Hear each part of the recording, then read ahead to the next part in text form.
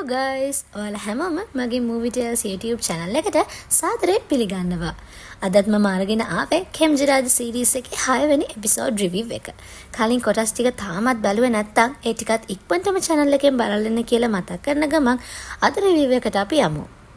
ඔන්න අද ඉස්සෙල්ලාම අපිව අරගෙන යනවා 2010 අවුරුද්දට. චූටි කාලේ මාස්ටර්ගේ ගෙදරට. මාස්ටර්ගේ අම්මා ගොඩාක් ලෙඩ වෙලා තමයි ඉන්නේ. ඉතින් අම්මට සින්දුවක් අහන්න කැඩිලා තිබ්බ කැසට් ටේප් එකක් පීම් හදලා දෙනවා. අම්මයි තාත්තයි කියන දේවල් අහගෙන කැසට් එක හදපු පීම් එයාගේ අම්මා ගාවට ගිහිල්ලා බදා ගන්නවා අම්මගේ අවසාන කාලේ මේ ගෙවෙන්නේ කියලා දැනිලා. පීම්ගේ තාත්තා පීම් එක පොඩ්ඩක් අවුලෙන් තමයි ඉන්නේ. එයා සීයාගේ පාරේ ගිහිල්ලා මැජික් ඉගෙනගෙන ෂාමන් කෙනෙක් වෙන්න යනවා දකින්න එකට. පීම්ගේ අම්මා පීම්ට කියනවා තාත්තව කැමති කරව ගත්තා කියලා එයා කැමති දෙයක් ඉස්සරහට ඉගෙන ගන්න. අම්මා කියනවා ෂාමන් කෙනෙක් වෙනවා නම් ආදරවන්තයෙක්ව නම් ළඟ තියාගන්න බැරි වෙනවනි කියලා. චූටි පීම් නම් ඒ කාලේ කියන්නේ ඒකට කමක් නෑ කියලා. ඉතින් ඔන්න ඔය ඉස්සර වෙච්ච දේ දැන් මාස්ටර්ට මැවිලා මතක් වෙනවා. ඊට පස්සේ පීම්ගේ තාත්තා සීයත් එක්ක රණ්ඩු වෙන එකක් පීම් දකිනවා. තාත්තා කියන්නේ පීම් අර ප්‍රිම් කියන ගෑනු ළමයාත් එක්ක දැනටම ළඟ සම්බන්ධතාවයක් තියෙන හින්දා එයාට එයාගේ පාරේ යන්න දෙන්න කියලා සීයට බනින එක.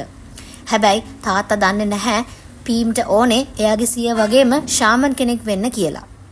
තමන්ගේ දරුවා ගැන කිසිම දෙයක් පීම්ගේ තාත්තා ඒ වෙද්දි දැනගෙන හිටියේ නැහැ. ඉතින් එතෙන්දී ලොකු රණ්ඩුවක් ඇති වෙනවා සීයයි තාත්තයි අතරේ. පීම් මේ ඔක්කොම අහගෙන ඉඳලා තාත්තයි සීයයි දෙන්නම එක ගොඩාක් කලකිරෙනවා. ඒ වගේම අන්තිමේට පීම් සීයා වගේම ෂාමන් කෙනෙක් වෙන්න අඩිය තියෙනවා. ඔන්න ඉතින් ඒ සිදුවීම් අපිට පෙන්වුවාට පස්සේ අපිව ආයෙම දැන් කාලෙට එක්කන් එනවා. දැන් කෙම් බය වෙලා ඉන්නේ මාස්ටර්ට අහු වෙච්ච එකට ආච්චි සීගේ මන්ත්‍ර කරන්න ගිහිල්ලා. ඉතින් ටික වෙලාවක් අර මන්ත්‍රය ලියපු කොලේ දිහා බලන් හිටපු මාස්ටර් අද නම් හොද්දටම හිත රිදෙන විදියට කෙම්ට බනිනවා. ඒ දෙන්න ඉස්සර ජීවිත වගේ නෙවෙයි දැන් ආදරයෙන් ඉන්නේ නෑ කියලා දැම්ම ඒ අදහස් හිතෙන් අයින් කරගන්න කියලා කෙම්ට කියනවා. ඒක කවදාවත් මේ දෙන්න අතර වෙන දෙයක් නෙවෙයි කියලාත් කියනවා. කෙම්ට ඉතින් ඇඬෙනවා ගොඩක් දුක දරා ගන්න බැරුව. කෙම් අහනවා මෙච්චර කල් කෙම්ව පරිස්සම් කරන්න උදව් කරපු එක මාස්ටර් කරේ බලෙන්ද කියලා. හැබැයි ඒකට උත්තරයක් හම්බෙන්න කලින් හැම දෙයකටම සමා වෙන්න කියලා කෙම් එතනින් යන්න යනවා. මාස්ටර්ගේ සීතල හිත ඒ වෙලාවේ නම් උණු උනාද මන්ද. ඊළඟ දවසේ උදේ කෙම් රසට කෑම හදනවා. යාළුවෝ දෙන්නත් එක්ක කතා කර කර කනවා. කෙම් නම් මේ ලෝකේ නෑ යා ඊයේ වෙච්ච දෙයට තාමත් දුකින්. යාළුවෝ දෙන්න කෙම්ව hina ගස්සන්න පුළුවන් ඔක්කොම දේවල් කරනවා. ඉතින් මාස්ටර් ඔතෙන්ට ඇවිල්ලා චාන්ව එක්කගෙන යනවා වයිට් මැජික් උගන්වන්නම් කියලා. කෙම් ටක් ගාලා මාස්ටර්ට කියනවා එයා ආසම කෑම හදලා තියෙන හින්දා උදේට කන්න කියලා. ඉතින් මාස්ටර් හොඳටම නපුරු වෙලා ආයෙම හිත රිද්දනවා කෙම්ගේ Tamanට බඩගිනි නෑ කියලා. ඒ කෑම කෙම්ට කන්න බැරි නම් අර බල්ලට හරි දාන්න කියලා කියනවා.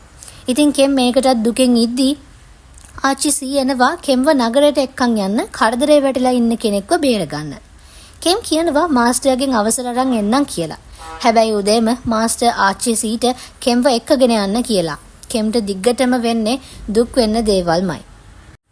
ඉතින් කෙම්ව ආත්ම වලින් පරිස්සම් කරගන්න බෙහෙතකුත් කවලා කෙම් ආච්චි සී එක්ක ටවුන් එකට යන්න යනවා. එක ගෑනු කෙනෙක්ගේ හස්බන්ඩ් එයාගේ ළමයා හම්බුනාට පස්සේ එයාව දාලා ගිහිල්ලා. ඒ ගෑනු කෙනා දැන් තමන්ගේ මහත්තයාගේ නමම කිය පිස්සුවෙන් වගේ හැසිරෙනවා. ආච්චි සී එන්නේ මේකට උදව් කරන්න. පිටිපස්සට වෙලා බලන් හිටපු කෙම් ඇඳයට බලන වෙලාවක කකුල් දෙකක් දකින්නවා ආත්මයකගේ. ඒකටත් බය වෙලා ඉද්දී ආච්චි කොහොම හරි අර ගෑනු ළමයාව හොඳ කරලා දෙන්න ඒ ආපු වැඩ ඉවර කරන්න ඕනේ හින්දා එයාගේ හස්බන්ඩ්ගේ ගෙදරට යන්න යනවා. ඔන්න ඔය අතරේ මාස්ටර් චාන්ට පාඩම් කියලා දෙනවා. හොඳට මනස ගැන අවධානයක් තියාගෙන ඉන්න චාන්ව අතීතයට ඇදලා යනවා. කෙම්මිකාගේ හොඳම යාළුවෝ දෙන්න මතකයි නේද කට්ටියට? ඡයාදයි ජිනුයි. ඒ දෙන්නගේ සම්බන්ධයක ඉඟියක් තිබ්බ කියලා කිව්ව මතකද? ඉතින් ඔව් ඒ කාලේ මේ දෙන්න ආදරේ කරලා. හැබැයි ඒක කෙම්මිකාගෙන් හංගලා තමයි තිබිලා තියෙන්නේ. ඉතින් තවත් ඒ කාලේ ගියපු එකට දුකෙන් හිටපු හින්දා ඒ දේ කියලා තවත් කෙම්මිකාව තනි කරන්න ඕනේ නැති හින්දා ආයෙම පවත් ආපුහාම මෙන්න මේ දෙන්නගේ සම්බන්ධය ගැන කියන්නයි ඉඳලා තියෙන්නේ. ඉතින් චාන්ට ජින්ගේ මූණෙන් මැවිලා පෙන්නේ වෙන කවුරුත් නෙවෙයි තමන්ගේ එහා පැත්තේ ඉන්න ජෙට්ව. චාන්ට වැඩේ තේරෙනවා. ඒ තමන්ගේ කලින් ආත්මේ කියලා චාන් දැනගන්නවා. ජෙට් ගියාත්මේ ජින් වෙලා හිටපු තමන් ආදරය කරපු කෙනා කියලා චාන් දැනගන්නවා. ආයෙම අපි එනවා කෙම් ගාවට. ඉතින් අර ගෑනු කෙනාගේ හස්බන්ඩ් තවත් ගෑනු කෙනෙක් ඉඳලා. ඒවත් කෙම් හොයාගන්නවා. ඉතින් ආච්චි සීගේ මන්ත්‍ර වලින් ආයෙම අර ගෑනු ළමයාව හොඳ කරගෙන ආච්චි කෙම් එක්ක ආයෙම ගමට එන්න හදනවා. හැබැයි අර ගෑනු ළමයා එයාව තාම හොඳ වෙලා නැහැ. එයාගේ අලුතෙන්ම ඉපදිච්ච ළමයාත් අරගෙන එයා යනවා එයාගේ හස්බන්ඩ් හොයාගෙන. මෙයාට මේ ආත්මයක් වැහිලා ඉන්නේ. කවුද එයාට මේ දේවල් කරන්නේ? ඒ රැම්පූන් වෙන කවුරුත් නෙමෙයි. කෙම්ට ඕක දැනෙනවා. රැම්පූන් මෙතන කෙම් එක්ක ඉන්නවා කියලා. ඉතින් අර ගෑනු කෙනා දරුවවත් අරගෙන ගෙදරින් ගිහින් කියලා ආරංචි එනවා. කෙම් බය වෙලා ජෙට්ට කෝල් කරලා කියනවා මාස්ටර්ට කියන්න කියලා රැම්පූන් මෙයාලට කරදරයක් කරන්න වගේ යන්නේ කියලා එයාට දැනෙනවා කියලා. අර ගෑනු කෙනා දරුවවත් අරගෙන හස්බන්ඩ්ගේ ගෙදරට ගියාට පස්සේ දැනගන්නේ එයාගේ අනිත් බිරිඳටත් මේ වෙයිද දරුවෙක් හම්බෙන්න ඉන්නවා කියලා. මේ දෙන්න රණ්ඩු වෙනවා. මාස්ටර් ඔතෙන්ට එනවා. මේ ගෑනු කෙනා මාස්ටර් කියන දේ අහන්නේ නැතුව අර අසරණ අලුත් දරුවගෙන් පලි ගන්න යනවා. අර දරුවව එන වාහනයකට යට කරලා දාන්න යනවා. මාස්ටර් කොච්චර නවත්තන්න හැදුවත් ඒක උනේ නැහැ. අන්තිමේදී අර දරුවව මැරෙන්න ඔන්න මෙන්න තියෙද්දි ඒ ගෑනු කෙනා හරි සිහියට ඇවිල්ලා ඒක වෙලාවටම නතර කර ගන්නවා. කෙම්ට මේ දරුවව මරන්න යද්දී එකපාරටම අතීතයේ සිදුවීමක් මතක් වෙනවා. රැම්පූන්ව පේනවා. ඒ වගේම තව බබෙක්වත් පේනවා. රැම්පූන් ගොඩාක් වේදනාවෙන් මොකට හරි අඬනවත් පේනවා. හැබැයි කෙම් දන්නේ නැහැ ඒ මොකද්ද ඒ වෙලාවේ උනේ කියලා. හැබැයි මේ වෙලාවේ දරුවව බේරෙනවා. මාස්ටර් ඔක්කොටම අවවාද කරලා දරුවව ආරක්ෂා කරගන්න කියලා යනවා. හැබැයි මේ වෙන්න යන අනතුරෙන් කට්ටිය බේරගත්තෙත් Taman නෙවෙයි කියලා මාස්ටර් ඒ ගැන අහපු කෙම්ට කියනවා. මාස්ටර් ඒකටත් කෙම්ට බැනලා යනවා. ආච්චිසී කියනවා මාස්ටර් අතින් කෙම්ව එක්කගෙන යන්න කියලා යත් එක්ක. හැබැයි ඉතින් මාස්ටර් ආච්චිට උදව්වක් කරගන්න කෙම්ව තියාගන්න කියලා කෙම්ව එතන තනියෙන් දාලා යනවා. කෙම් අහනවා ආච්චි සීගෙන් ඇත්තටම මාස්ටර් නෙවෙයිද ඒ අනතුර නැවැත්තුවේ කියලා. ඉතින් ආච්චි ඒකටත් ඔව් කියලා මේ දෙන්න ආයෙම ගමට යන්න කායකට නගිද්දි ආච්චි රැම්පූන්ව දැකලා එයාටම කියා ගන්නවා එතකොට ඔයා නේද අර දරුවව අර වෙන්න යන අනතුරෙන් බේරගත්ත කියලා. තාමත් අම්මා කෙනෙක්ගේ දුක රැම්පූන්ට අමතක වෙලා නෑ නේද කියලා. ඉතින් ආච්චි සී රැම්පූන් ගැන තාමත් අපි නොදන්න කතාවක් අපි නොදන්න දෙයක් දන්නවා වගේ. කෙම් ඉතින් අද දවසේ වෙච්ච දේවල් යාළුවෝ දෙන්නට කියනවා. ඒකලා ආයෙම මාස්ටර්ට කරදරයක් කරන්නේ නැතුව ඉන්න තීරණය කරා කියලත් කෙම් කියනවා. ජෙට් නම් ඒකට කැමති නැහැ. ඒත් ඉතින් මාස්ටර් කෙම්ගේ වැඩවලින් අපහසුතාවයට පත් වෙනවා ඇති කියලා කියපු කෙම් දුකෙන්ම නිදා ගන්න යනවා. චාන් නම් කෙම්ගේ තීරණයට උදව් දෙනවා. දැන් වෙද්දි කෙම්ගේ අවධානය තියෙන්න ඕනේ එයාගේ ශාපෙන් බේරෙන්න මිසක් වෙන දේවල් වලට නෙවෙයි කියලා. ඉතින් අර දෙන්න නිදි අතරේ චාන්ට ආයෙම ඉස්සර මතක් වෙනවා. කෙම්මිකා මැරිලා. යාළුවෝ දෙන්න හුද්දටම අඬනවා. කෙම්මිකාට එයාලා දෙන්නගේ ආදරය ගැන කියාගන්න කලින්ම කෙම්මිකා එයාගේ යාළුවන්ව දාලා ගිහිල්ලා. හීනෙන්ම ජින් එක්ක කතා කරනවා. ජින්ගෙන් සමාවිල්ලනවා. චාන් ඇත්ත ජීවිතයේදී ජෙට්ගේ අතත් අල්ලගෙනම. තාමත් නිදි නැති ජෙට් ඔය නම ඇහෙනවා. ජෙට් කල්පනා කරනවා ජින් කියන්නේ කවුද කියලා. හීනයක් කියලා හිතපු නිසා ජෙට් චාන්ගේ ඔළුව අත ගන්නවා. ටික වෙලාවකනේ ජෙට් තේරුනේ මේ මොකද්ද මේ යා කරන්න කියලා. ඉක්මනටම චාන්ගෙන් අත අයින් කරගෙන හිනාවක් දාගෙනම ජෙට් නිදා ගන්නවා. ඔන්න ඊළඟ දවසේ උදේ කෙම්ගේ වැඩ. කෙම් උදේ පාන්දරම වාඩි වෙන්න ලේසි වෙන්න කොට්ට ටිකක් මහන්න යනවා කියලා පල්ලෙහාට එන මාස්ටර්ට කියද්දිම මාස්ටර් මැදින් පැනලා කියනවා අනේ කරදර වෙන්න ඕනේ නෑ කියලා. හැබැයි දන්නවද මාස්ටර්ට එදාලන් ලැජ්ජ වෙන්න උනා. කෙම් කෙලින්ම කිව්වා මාස්ටර් අතින් මාස්ටර්ට නෙවෙයි මේ යාළුවෝ දෙන්නට තමයි මං කොට්ට මහන්න යන්නේ කියලා. ඔන්න මාස්ටර් පළවෙනි පාරට මට්ට වුණා. ආයෙම කෙම් මහනවා තේ හදාගන්නද ඔය පහලට යන්න කියලා. ඉතින් මාස්ටර් ආයෙම පාරක් මැදින් පැනලා එයාට හදලා දෙන්න ඕනේ නෑ කියනවා. ආයෙම කෙම් දෙවනි පාරටත් මාස්ටර්ට කියනවා තේ හදාගන්න ඕන නම් වතුරත් උණු කරගන්න වෙයි කියලා. දෙවනි පාරටත් මාස්ටර් ලැජ්ජ වෙනවා. කෙම් පලි ගන්නවද මන්දා. මාස්ටර්ටත් ඉතින් ඔතෙන්දි කර කියා ගන්න දෙයක් නැතුව ලැජ්ජ වෙන්න වෙනවා. ඔන්න ඉතින් එදත් ප්‍රිම් එනවා එයාගේ තාත්තත් එක්කම මාස්ටර්ව හම්බෙන්න. මාස්ටර් නම් වැඩිය කැමති නෑ වගේ ප්‍රිම් එයාගේ තාත්තව එක්කන් ආපු එකට. කෙම්ට නම් ඕවා බලන් ඉන්න බෑ දුක හිතෙනවා.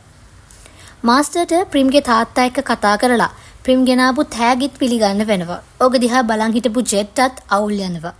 තාත්තා කියනවා මාස්ටර්ට ප්‍රිම්ව හොඳින් බලා ගන්න කියලා.